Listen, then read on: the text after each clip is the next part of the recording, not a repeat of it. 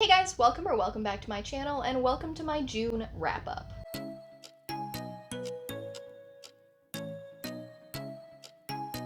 So as always, we're just gonna dive right into this and jump into the stats for the month. In June, I managed to read 7 books. I am currently in the middle of 2, but I have not yet finished them. The end of the month is technically at the end of this week, but I just don't really have time to film during the weeks. So I'll let you guys know about the ones that I'm still kind of in the middle of at the end of the video, but I have finished 7 books for a total of 3,086 pages, and only one of those ended up being an arc, which is a little bit unfortunate. I do try to read more of my arcs that I have than that, but I am kind of still trying to pull myself out of a reading slump a little bit, most specifically a fantasy slump, so I'm reading more romance than I am anything else. That's not necessarily true for this month, but you guys will see that later. In terms of my series, 4 of those were in continuing series, 3 of them were standalones, and I am proud to say that I have not started any new series in the month of June. As far as the formats go, 5 of them were read with ebook only, 2 of them were read physically, audibly, and in ebook form. So I kind of spread that out a little bit this month. In any format that I could get myself through, that was pretty much the format that I read it in. My genres were slightly more spread out this month, in keeping with the same thing as last month though. I was very, very light on the fantasy, and by that I mean non-existent. 1 of those was contemporary, 4 of them were romance, and 2 of them were sci-fi. The one that I'm in the middle of is a fantasy. It's very, very slow going for me. It's the burnout that I'm in the middle of right now. Like I said, I'll talk to you more about that later. My star ratings were really, really good though. I ended up having 3 5-star reads and 4 4-star reads. And for, an average reading month, that's really not that bad. I didn't read anything that I hated. I read a few things that I really, really, really enjoyed, and most of those would pretty much be expected. As far as type of book, all 7 of those were full-length novels, and all 7 of them were also intended for adults. So let's get into the actual titles. The very first book that I read in the month of June was Sibyl Burn by James S.A. Corey. You guys know that I have been enjoying the Expanse series immensely. That is absolutely no different with this fourth addition to the series. I gave it 5 out of 5 stars. I can't really tell you much about what's going on, because spoilers, other than the fact that you are still following the crew of the Rocinante.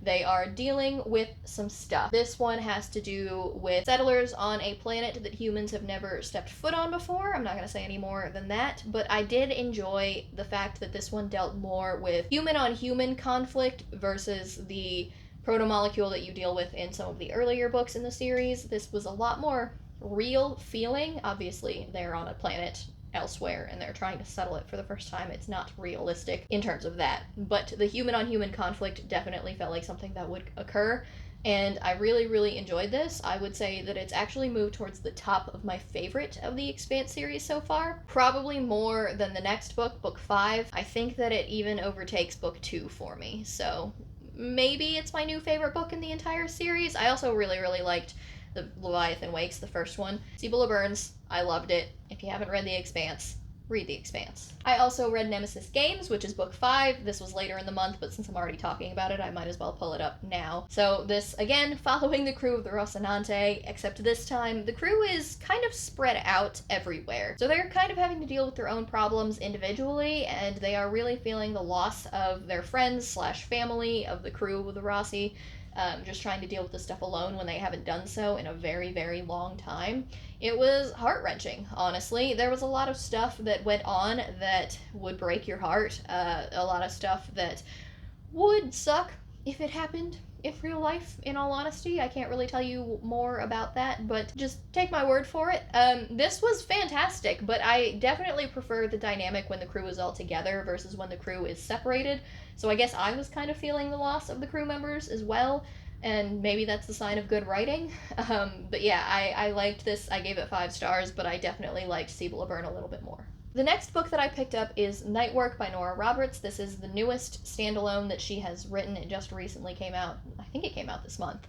And I genuinely don't remember the guy's name, so I apologize for that. But it changes throughout the book in many different ways because he is a con artist and a thief. So the main character is a very Neil Caffrey-like character if you have seen White Collar.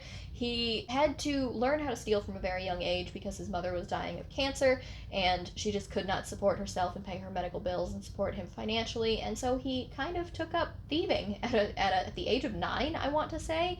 And eventually he graduated from pickpocketing to breaking and entering. Not really breaking, he was really, really good at picking locks, but entering illegally.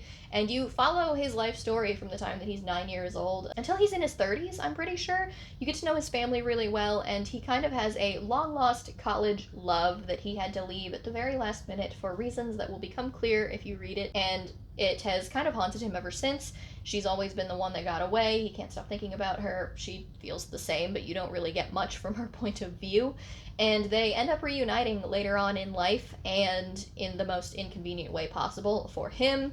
He's just kind of trying to figure out his life and settle down a little bit, and not necessarily in a wholly legal way, but he's trying. And she walks back into his life, and things kind of decline from there in terms of the plot, but they increase in terms of the romance. I liked it. I gave it 4 stars. Nora Roberts has been doing this thing lately where she's focusing a little bit more on the past of one or both of the main characters rather than focusing on the romance. I have a little bit of mixed feelings about this. I really prefer reading the romance itself than reading the entire life story of the main characters. However, with this character, reading about him was so fascinating that, like, all of the stuff that he did as a kid and trying to survive and conning his way through life with no real credentials that he just made up along the way was fascinating. I don't know. I enjoyed it a lot. I definitely have other Nora Roberts books that I enjoy a lot more, but this was really good, and if any of that sounds interesting to you, I would definitely give it a read. It wasn't as good as some of her other stuff for me. Next up, I picked up Finley Donovan Knocks 'Em Dead, which is the second book in the Finley Donovan series by El Cosamano. I really hope that I'm saying her last name correctly. I really can't say much about book 2 if you haven't read book 1. So book 1 is where Finley Donovan is a mystery writer who is talking to her agent in a Panera Bread and gets overheard about her trying to kill off one of the characters in her books. She is mistaken for an assassin, essentially, a murder-for-hire type of person, and this woman slips her number and a note and is pretty much asking her to kill her husband for a large sum of money. Well, she's really down on her luck. She is recently divorced from her ex-husband. She's trying to support 2 kids, and it's not going well. Her writing is not selling as well as she had hoped, so she doesn't really intend to take the job, but kind of accidentally takes the job. The first book wraps up, kind of leaves off on a cliffhanger, and the second book follows up on what happened there. I don't really want to tell you guys too much more about it other than that. I think I liked the first book more, though. But I still ended up giving this a 4 out of 5 stars. I still enjoyed it. I still had a really good time. It was entertaining. It was verging on the unrealistic side, but still a good time. So if you are interested in any of the mystery / I don't know how to describe it, comedy type literature, there is a bit of a love triangle going on. I definitely have one person that I have picked in the love triangle that I enjoy more than the other. But yeah, I liked it. I'm probably going to continue on with the series. I guess I actually misspoke earlier because I read 2 arcs this month. So the first of those was Shipwrecked by Olivia Dade. This is the latest in her, I think, All the Feels? No, spoiler alert. Spoiler alert was the first book in the series. So this is the latest. It is going to be coming out later on this year. I was fortunate enough to be sent an e-arc by the publisher. I was so ecstatic when I saw that pop up in my email, by the way. I loved the first 2 books. I absolutely adored them. Shipwrecked is no different. I don't remember the male lead, but the male-female lead, her name is Maria. She is Swedish. Peter is the male lead's name. And they are in the TV show that is the same one from the first 2 books in the series. It's a very Game of Thrones-like TV show, down to the fact that once they ran out of book material, the show started going off the rails, and the actors kind of started hating where it went, and the fans started hating where it went, and so on and so forth. Peter and Maria, they have a one-night stand. Before they know who each other is, they have a one-night stand. They really, really enjoyed it. However, Maria kind of just disappeared in the middle of the night, whereas Peter wanted a little bit more. And then very shortly after that, I don't remember if it's the next day or within the next week or whatever, but very shortly after that, they end up both attending a casting call audition for this TV show. And they get picked to be co-stars, which essentially is going to have them filming scenes trapped on an island. They're the only 2 cast members that they interact with for the next 5 years. And that got pretty awkward for them pretty quickly because Peter's a little bit bitter about being left in the middle of the night, and he kind of lets his dickish side out and lets that show. Maria does not appreciate being treated that way for no apparent reason, and they kind of butt heads, and then they come to an understanding and they're friends and decide to be professionals while they're filming on this island alone for the next 5 years. And you kind of read about all of that and then you skip forward, and that's really when the romance begins. It was so good, guys. Both of the main characters are plus sized. Both of them are huge advocates for that kind of rep in media. It was such a good book to read. I loved every single second of it. I still say that Spoiler Alert is my favorite, but I do think that Shipwrecked is my second favorite over all the feels. I just loved it, and I ended up giving it 4 stars. The next arc that I read was sent to me in that same email, and it was A Merry Little Meet Cute by Julie Murphy and Sierra Simone.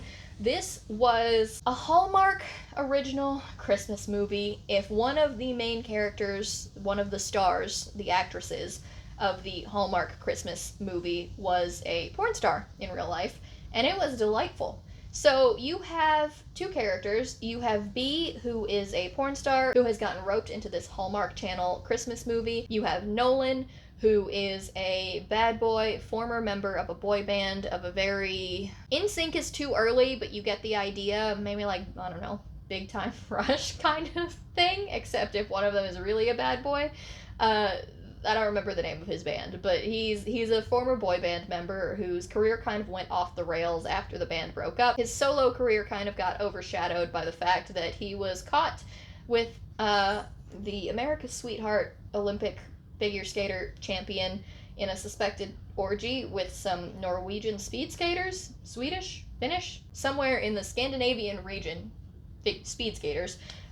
And they were caught by the press, and everybody's reputation went down the toilet, blah, blah, blah. You also have the producer of this Hallmark movie, who is actually the owner of a porn production company who is trying to diversify his portfolio, and he's trying to expand into respectable, as he puts it, productions, and that starts with making this Christmas movie on this very respected and very vanilla channel. They call it the Hope Channel. We all know it's supposed to be Hallmark. So he's keeping his porn production company a secret, and the person directing the movie ends up seeing a picture of Bee in a compromising way, but she thinks that it is an audition kind of photo, like a headshot, just with more nipple than you would usually show, and decides that that's who she wants as the lead. Apparently she did not put it together that that's not a normal headshot for this type of thing, but she decides that's who she wanted. So Bee kind of gets cast and has to hide her identity as a porn star. Nolan ends up being a longtime fan of hers and recognizes her immediately, but they go on filming it anyway. That was a very long-winded summary of a book that I immensely enjoyed. If any of that sounds entertaining to you, it was so steamy, it was laugh out loud, it was an enjoyable read from beginning to end. I gave it 5 stars. It's probably going to go into my Christmas reading rotation because it just gave me those kinds of feel-good vibes. It was delightful. And because I read that whole, I don't know, the porn star is the main character of a romance thing, that put me in the mood to reread Lingus by Mariana Zapata, which is very similar, except in this case, the male lead is the porn star. Tristan, I think his name is? I'm pretty sure his name is Tristan, who runs into the female lead, whose name I cannot recall, at a porn convention that her friends have dragged her to. She's a kindergarten teacher or something, I don't know, an elementary school teacher. They run into each other, they become very, very good friends that have very, very strong feelings for each other, and the relationship develops from there. And so Lingus, it's an entertaining read. It's not one of my favorites of Mariana Zapata. I definitely have others that I enjoy more, but I still gave it a 4 out of 5 on this reread. I love her writing so much, so I don't think it's ever going to dip any lower than that for me. Real quick, I'm just going to dive into the 2 books that I am still in the middle of reading, one of which is Locklands by Robert Jackson Bennett. That is coming out, I believe, this week. It's the end of June. So this is the 3rd book in the Founders trilogy, the first of which were Foundryside and Shorefall. I don't really want to say too much about this. You're still following the same main characters that you followed from the first one. I have talked about Foundryside on my channel many, many times, so if you want to know more about that, definitely go check it out. But this is book 3. It's slow going for me because it's fantasy, not because I'm not enjoying it, but I am. pushing my way through it. I'm about halfway through it now, so I'll let you guys know what I think about that probably next month in my wrap up then. That'll probably be a good place for it to go, but I am enjoying it, and it's probably the least favorite so far of the series for me, though. We'll talk about more in depth about how I feel about what is going on with these characters later in a future video. And then the final book that I am currently in the middle of is Babylon's Ashes by James S.A. Corey, book 6 in The Expanse.